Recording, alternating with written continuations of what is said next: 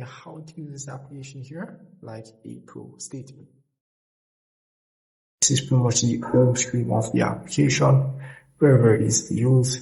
As you can tap on this option here to go on the server section, and within each server there is a location, and as you can see it might say line ID, but it's a server within that location.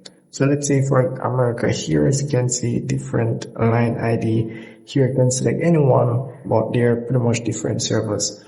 So that's pretty much it for that there. And over here 3 lines, nothing much for this option. But once you have selected your server, you can tap on each shooting icon here. Once you tap on that, will ask for connection request.